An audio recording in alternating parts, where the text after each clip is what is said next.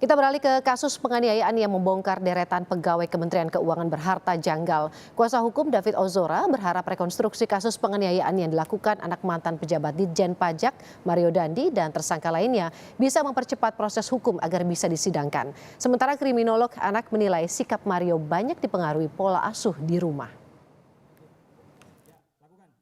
Pengacara David Ozora, M. Syahwan Arey menilai rekonstruksi terhadap para tersangka penganiayaan David membuat kasus penganiayaan David semakin jelas. Sebelumnya, rekonstruksi kasus penganiayaan David tak hanya pada peran tersangka Mario, namun juga dua tersangka lain, termasuk kehadiran peran pengganti AG, pelaku yang merupakan anak berkonflik dengan hukum. Pengacara berharap polisi bisa bekerja cepat sehingga proses persidangan untuk pembuktian di pengadilan bisa segera digelar. Karena apa yang dijelaskan di dalam BAP maupun dalam keterangan maupun bukti yang lain itu kan tidak termuat contoh seperti video yang beredar. Tapi dengan hasil CCTV dan hasil rekonstruksi itu bisa menjelaskan tentang peran masing-masing dari dua tersangka dan satu anak yang berkonflik dengan hukum. Sehingga kerja-kerja kepolisian, penyidik khususnya itu bisa membuat perkara ini lebih terang dan lebih cepat untuk dilimpahkan berkasnya ke penuntut umum agar bisa segera disidangkan. Dalam rekonstruksi diperagakan 40 adegan, tampak peranan Mario Dandi dalam rekonstruksi kali ini. Psikolog klinis Liza Marielle Japri melihat adanya pengaruh yang kuat dari Mario Dandi dalam kasus penganiayaan David Ozora.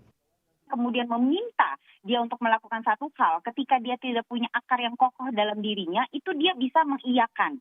Nah ini yang terlihat bahwa kayak seperti Shane, mungkin awalnya dia ya udah deh ngikut aja deh, mungkin karena selama ini pimpinannya, geng leadernya gitu katakan, atau yang selalu dielulukan itu adalah si Marionya, jadi dia ngikut aja, yang mengakibatkan terjadilah hal tersebut.